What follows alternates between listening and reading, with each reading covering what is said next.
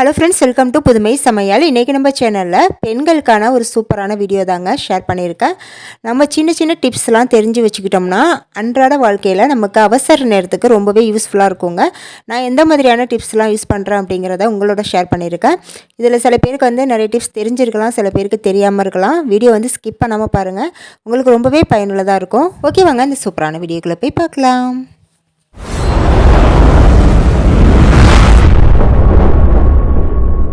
First பார்க்கலாங்க. நம்ம ப்ளவுஸ்லேயோ சாரீலேயோ பின் குத்தும் போது அந்த சேஃப்டி பின் வந்து அந்த ப்ளவுஸோடு அப்படியே வந்து மாட்டிக்குங்க சில சமயம். அது மட்டும் இல்லாமல் அதை நம்ம கஷ்டப்பட்டு எடுத்தாலுமே அதுலேருந்து ஓட்டை விழுந்துருங்க, அதாவது கொஞ்சம் டேமேஜ் ஆயிருங்க. நம்ம சாரியில் குத்துனாலும் சரி, இல்லை வந்து ப்ளவுஸில் மாட்டினாலும் சரி, இந்த மாதிரி ப்ராப்ளம் இருக்கும்.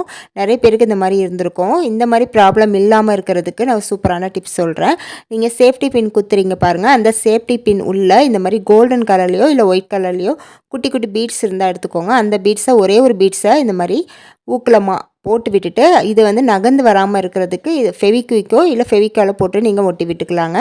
ஒட்டிட்டு இது நல்லா காஞ்சதுக்கப்புறம் இதுக்கப்புறம் நம்ம வந்து பின்னோட சாரீலையோ ப்ளவுஸ்லையோ நம்ம பின் குத்தும் போது அது ப்ளவுஸோடையோ சாரியோடய போய் அது மாட்டாமல் இருக்குங்க. நம்ம போட்டிருக்க பீட்ஸை தாண்டி அது வந்து கிளாத்தில் மாட்டாது. அதனால் கண்டிப்பாக இந்த டிப்பை ட்ரை பண்ணுங்கள். இந்த மாதிரி நீங்கள் பீட்ஸை ஒட்டி நீங்கள் ஒரு டப்பாவில் வந்து போட்டு ஸ்டோர் பண்ணி வச்சுக்கோங்க. சேஃப்டி பின்னை அவசர நேரத்துக்கு நம்ம டக்குன்னு எடுத்து யூஸ் பண்ணிக்கலாம்.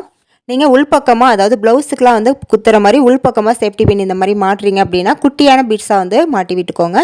இல்லை வெளிப்புறமாக நீங்கள் சேஃப்டி பின் மாட்டுறீங்க அப்படின்னா இந்த மாதிரி கொஞ்சம் பெரிய பீட்ஸாக மாட்டி விட்டுக்கலாம். இந்த டிப் எப்படி இருந்துச்சுன்னு சொல்லுங்கள். அடுத்து நெக்ஸ்ட் டிப் பார்க்கலாம். இந்த ப்ராப்ளம் நிறைய பேருக்கு வந்திருக்குன்னு நினைக்கிறேன். ஏன்னா எனக்கு வந்து அதிகமாக வந்திருக்கு. என்னென்னு பார்த்தீங்கன்னா, நம்ம எங்கேயாவது அவசரமாக வெளியே கிளம்புறோம், ஏதாவது ஃபங்க்ஷன் போகிறோம் அப்படிங்கும்போது நம்ம புடவை கட்டுறதுக்கு உள்பாவடை போடுவோம் பாருங்கள். அந்த உள்பாவடை போடும்போது நாடா வந்து டக்குன்னு உள்ளே போய்க்கோங்க. அதாவது ஒரு பக்கம் நாடா மட்டும் உள்ளே போய்க்கும். அதை அந்த நேரம் வந்து நம்ம எடுத்து அதுக்கப்புறம் மறுபடியும் கோத்து போடுறது கூட நம்மளுக்கு போதும்னு ஆயிரும். அந்த நேரத்தில் நமக்கு டென்ஷனும் ஆயிருங்க. இந்த மாதிரி ப்ராப்ளம் இல்லாமல் இருக்கிறதுக்கு நான் ஒரு சூப்பரான டிப்ஸ் சொல்கிறேங்க. ஃபஸ்ட்டு நீங்கள் வந்து நாடா வந்து வெளியே எடுத்துருங்க. இந்த உள்பாவடையோட நாடா வந்து பார்த்திங்கன்னா அந்த மாதிரி தான் உள்ளே போயிருக்கு. நான் ஃபஸ்ட்டு எல்லாத்தையும் எடுத்துடுறேன். வெளியே எடுத்துகிட்டு நீங்கள் நார்மலாக எப்போவுமே எப்படி நாடா கோப்பீங்களோ அந்த மாதிரி கோத்துக்கலாம். நான் வந்து எப்போவுமே ஊக்கில் இந்த மாதிரி மாட்டி விட்டு தாங்க கோத்துக்குவேன்.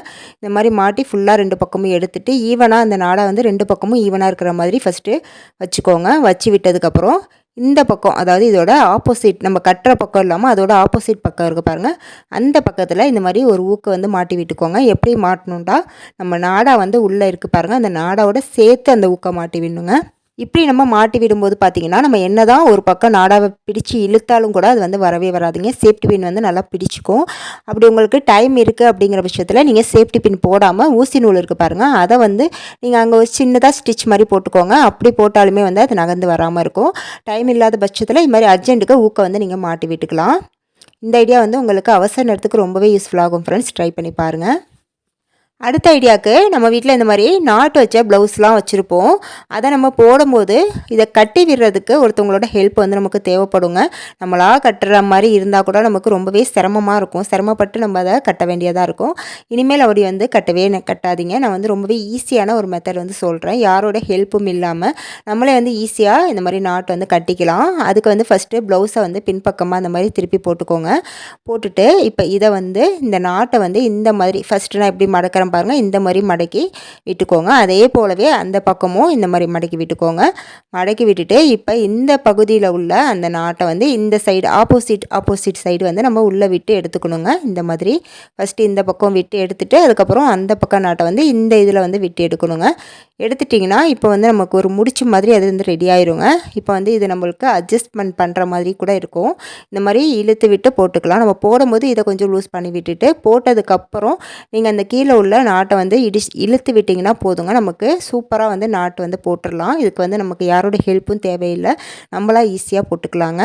இது சூப்பரான ட்ரிக்குங்க.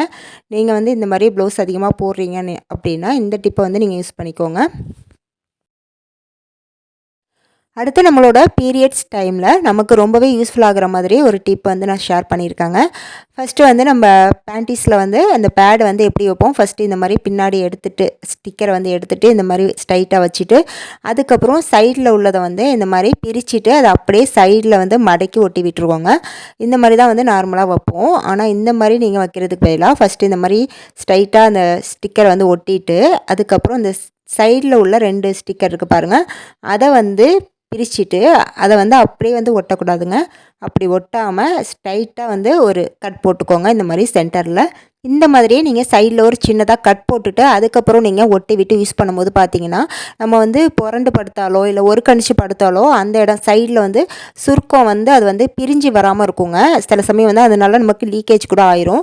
அந்த மாதிரி ப்ராப்ளம் இருக்காதுங்க. இந்த மாதிரி நம்ம கட் போட்டு விட்டு ஒட்டி விடும்போது நமக்கு புரண்டு படுத்தாலோ இல்லை எப்படி படுத்தாலுமே அது நமக்கு அன்கம்ஃபர்டபுளாக தெரியாது. நமக்கு ரொம்பவே கம்ஃபர்டபுளாக இருக்கும். அதே சமயம் லீக்கேஜும் வந்து இல்லாமல் இருக்குங்க.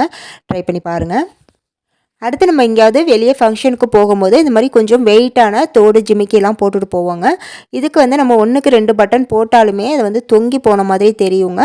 இந்த மாதிரி ப்ராப்ளம் இல்லாமல் இருக்கிறதுக்கு நீங்கள் இந்த ஜிமிக்கி போட்டதுக்கப்புறம் இதோட பேக் சைடு திருகாணி போடுறதுக்கு முன்னாடி இந்த மாதிரி ஒரு ஸ்டிக்கர் பொட்டு இருக்குது பாருங்கள். அந்த பொட்டை வந்து அதோட ஸ்டிக்கரை எடுத்துகிட்டு இந்த மாதிரி உள்ளே இப்படியே வந்து மாட்டி விட்டுருங்க. மாட்டி விடும்போது அது நல்லா நம்ம காதோட ஒட்டிக்கோங்க. நல்லா ஒட்டினதுக்கப்புறம் அதுக்கப்புறம் நீங்கள் வந்து அதோட பட்டனை வந்து மாட்டி விட்டுக்கோங்க. இந்த மாதிரி போடும்போது பார்த்தீங்கன்னா நமக்கு பட்டனே போட தேவையில்லைங்க.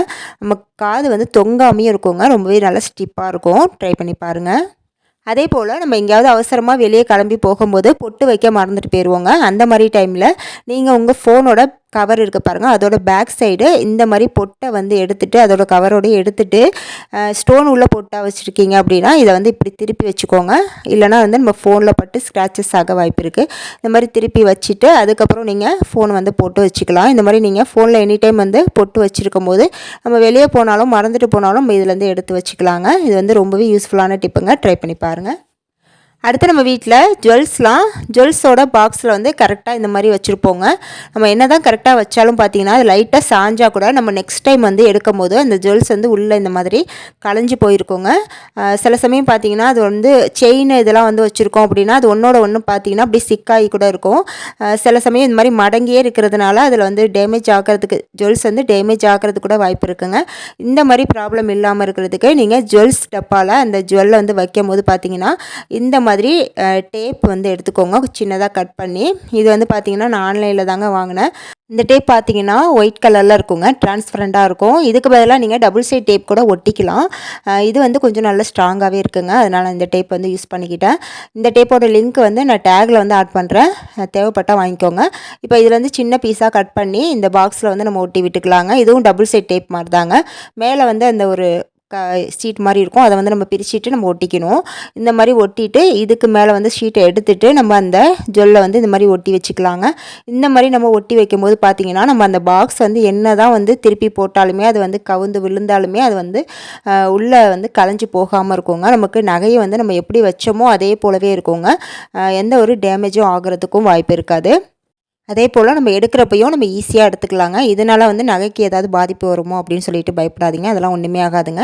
நம்ம ஈஸியாக வந்து எடுத்துகிட்டு மறுபடியும் வந்து வச்சுக்கலாம். அதே போல் நம்ம எங்கேயாவது ஃபங்க்ஷனுக்கு போகிறப்ப இந்த மாதிரி நெக்லஸ் ஆரம்லாம் போடும்போது அது வந்து அடிக்கடி நகர்ந்துக்கிட்டே இருக்குங்க. அந்த மாதிரி நகராமல் இருக்கிறதுக்கும் நீங்கள் இந்த டேப் வந்து யூஸ் பண்ணிக்கலாங்க. நீங்கள் கட்டியிருக்கிற சாரியில் ஜுவல் வந்து எந்த பக்கம் போடுறீங்க அப்படிங்கிறத பார்த்துட்டு அதில் வந்து இந்த மாதிரி சின்னதாக டேப்பை கட் பண்ணி ஒட்டிட்டு அதுக்கப்புறம் நீங்கள் அந்த ஜுவல்ஸை வந்து அதில் ஒட்டி விட்டுருங்க. இந்த மாதிரி வைக்கும் போது பார்த்தீங்கன்னா நமக்கு அங்கேயும் இங்கேயும் ஆடாமல் இருக்கும். ஒரே இடத்துலையே இருக்குங்க. இப்போது இதுக்கெல்லாம் டேப் வந்து ஆன்லைனில் அவைலபிளாக இருக்குங்க. நம்ம அதெல்லாம் வந்து வாங்கணும்னு தேவையில்லை. இந்த ஒரு டேப் இருந்தால் போதும். நம்ம இந்த மாதிரி யூசஸ்க்கெலாம் வந்து யூஸ் பண்ணிக்கலாம். இதுக்கு வந்து நீங்கள் டபுள் சைட் டேப் கூட வந்து ஒட்டிக்கலாங்க. உங்ககிட்ட இந்த மாதிரி டேப் இல்லை அப்படின்னா கூட நீங்கள் டபுள் சைட் டேப் கூட தாராளமாக ஒட்டி யூஸ் பண்ணிக்கலாங்க. ட்ரை பண்ணி பாருங்கள். அடுத்த டிப்பு, நம்ம ரிங்கு போடும்போது சில சமயம் வந்து ரொம்ப டைட்டாக இருக்குங்க. அதை விரல்லேருந்து கழட்டுறதுக்கே ரொம்பவே சிரமமாக இருக்கும். அந்த மாதிரி டைமில் உங்கள் வீட்டில் வேஸ்லின் இருந்தால் எடுத்துக்கோங்க. அதை வந்து அந்த ரிங் போட்ட இடத்துல இது மாதிரி சுற்றி வந்து லைட்டாக அப்ளை பண்ணி விட்டுட்டு அதுக்கப்புறம் நீங்கள் வந்து ரிங்கை கழட்டி பாருங்கள். ரொம்பவே ஈஸியாக கழட்டிடலாங்க. அதே போல் போடுறதுக்குமே கழட்டுறதுக்குமே இந்த வேஸ்லினை வந்து யூஸ் பண்ணும்போது நமக்கு ரொம்பவே ஈஸியாக இருக்குங்க. ட்ரை பண்ணி பாருங்கள். அடுத்த டிப் பார்த்தீங்கன்னா, ஸ்ட்ரெச் மார்க்கை எப்படி ஒரே வாரத்தில் ஒரே ஒரு பொருளை மட்டுமே வச்சு ஈஸியாக நம்ம அதை வந்து ரிமூவ் பண்ணுறது அப்படிங்கிறதாங்க பார்க்க போகிறோம். இது நான் வீடியோக்காக மட்டும் சொல்லலைங்க. நான் வந்து ட்ரை பண்ணி பார்த்துட்டு எனக்கு வந்து 100% ரிசல்ட் கொடுத்ததுனால மட்டும்தான் உங்ககிட்ட நான் ஷேர் பண்ணியிருக்கேன். இது வந்து என்னோடய டாக்டர் வந்து எனக்கு கன்சல்டிங் பண்ணாங்க. அதனால் நான் உங்களுக்கு வந்து ஷேர் பண்ணுறேன். இது கண்டிப்பாக உங்களுக்கு 100% வந்து ரிசல்ட் கொடுக்குங்க. இந்த ஸ்ட்ரெச் மார்க் பார்த்தீங்கன்னா பெண்களுக்கு முக்கியமாக குழந்தை பிறந்த பிறகு வந்து வருங்க. அதே போல் எடை வந்து அதிகமாக உள்ளவங்களுக்கும் இந்த ஸ்ட்ரெச் மார்க் வந்து இருக்கும். நான் சொல்கிற இந்த ஒரே ஒரு பொருளை வந்து நீங்கள் ஒரு வாரம் யூஸ் பண்ணி பாருங்கள். அது வந்து படிப்படியாக குறையிறத நீங்களே பார்ப்பீங்க. அது என்ன பொருள் அப்படின்னு பார்த்தீங்கன்னா ஆலிவ் ஆயில் தாங்க. ஆலிவ் ஆயிலை வந்து உங்களுக்கு எங்கெங்கெல்லாம் ஸ்ட்ரெச் மார்க் இருக்கோ அங்கே வந்து இந்த மாதிரி கொஞ்சமாக எடுத்துட்டு நல்லா வந்து அதாவது அந்த ரவுண்ட் ஷேப்பில் வந்து நல்லா மசாஜ் பண்ணி விடணுங்க. இந்த மாதிரி சர்க்கிள் ஷேப்பில் நம்ம லைட்டாக வந்து மசாஜ் கொடுக்கணுங்க. ஒரு 10 நிமிஷம் இந்த மாதிரி லைட்டாக மசாஜ் கொடுத்துட்டு அப்படியே விட்டுருங்க. நீங்கள் குளிக்க போகிறதுக்கு முன்னாடி கூட இதை வந்து செய்யலாம். அப்படி இல்லைனா நைட்டு தூங்கும் போதுக்கு முன்னாடி கூட நீங்கள் இதை வந்து செஞ்சுக்கலாம். இந்த மாதிரி செஞ்சுட்டு நம்ம காலையில் வந்து வாஷ் பண்ணிக்கலாங்க. இந்த மாதிரி நீங்கள் 1 வீக் வந்து செஞ்சு பாருங்கள். கொஞ்சம் கொஞ்சமாக அதோட மார்க் வந்து அப்படி அப்படியே படிப்படியாக குறையிறத வந்து நீங்களே பார்ப்பீங்க. இப்போ தான் உங்களுக்கு குழந்தை பிறந்திருக்கு அப்படின்னா நீங்கள் உடனே செய்ய தேவையில்லைங்க. ஒரு 3-4 மாதம் கழிச்சிட்டு நீங்கள் இந்த டிப்பை வந்து ட்ரை பண்ணி பாருங்கள். அடுத்து லாஸ்ட் டிப் பார்க்கலாங்க. இந்த டிப்பை என்னோடய ஃப்ரெண்ட் ஒருத்தவங்க எனக்கு ஷேர் பண்ணாங்க. அதை நான் உங்ககிட்ட ஷேர் பண்ணியிருக்கேன். என்னென்னு பார்த்தீங்கன்னா, நம்ம குங்குமம் வைக்கும் போது நார்மலாக வைக்கும் போது பார்த்தீங்கன்னா அது வந்து முகத்தில் வந்து எங்கே பார்த்தாலும் விழுந்துருங்க. அதே சமயம் பார்த்தீங்கன்னா அது கொஞ்ச நேரம் கூட நிற்காது, அப்படியே வந்து உதிர்ந்து விழுந்துருங்க. அந்த மாதிரி விழாமல் இருக்கிறதுக்கு நீங்கள் குங்குமம் வைக்க போகிறதுக்கு முன்னாடி லைட்டாக வந்து அந்த இடத்துல வேஸ்லின் அப்ளை பண்ணிவிட்டு அதுக்கு மேலே நீங்கள் குங்குமம் வச்சு பாருங்கள். அது வந்து அப்படியே இருக்குங்க. நம்ம என்ன தான் வந்து இது பண்ணாலுமே அது வந்து கலையாது. நம்மளாம் வந்து அழிக்கிற வரைக்கும் அந்த குங்குமம் வந்து கலையாதுங்க. நான் வந்து என்கிட்ட குங்குமம் இல்லாததுனால கலர் பொடியை வந்து நான் உங்களுக்கு வச்சு காட்டியிருக்கேன். நீங்கள் தினமும் வந்து குங்குமம் வைக்கிறீங்க அப்படின்னா இந்த டிப்பை ஃபாலோ பண்ணி யூஸ் பண்ணி பாருங்கள். ஓகே ஃப்ரெண்ட்ஸ், இன்றைக்கி இந்த வீடியோவில் சொன்ன எல்லா குறிப்புகளுமே உங்களுக்கு பயனுள்ளதாக இருந்திருக்குன்னு நினைக்கிறேன். உங்களுக்கு எந்த குறிப்பு பிடிச்சிருந்துச்சு அப்படிங்கிறதையும் எனக்கு மறக்காமல் கமெண்ட்டில் சொல்லுங்கள். இது போல் நிறைய குறிப்புகள் தெரிஞ்சுக்க நம்மளோட புதுமை சமையல் சேனலை சப்ஸ்கிரைப் பண்ணி வச்சுக்கோங்க. ஃபஸ்ட் டைம் பார்க்குறதா இருந்தால் அப்படியே மறக்காமல் ஒரு லைக்கையும் தட்டி விட்டுருங்க ஃப்ரெண்ட்ஸ். நெக்ஸ்ட் ஒரு சூப்பரான வீடியோவில் வந்து மீட் பண்ணுறேன். தேங்க்ஸ் ஃபார் வாட்சிங்.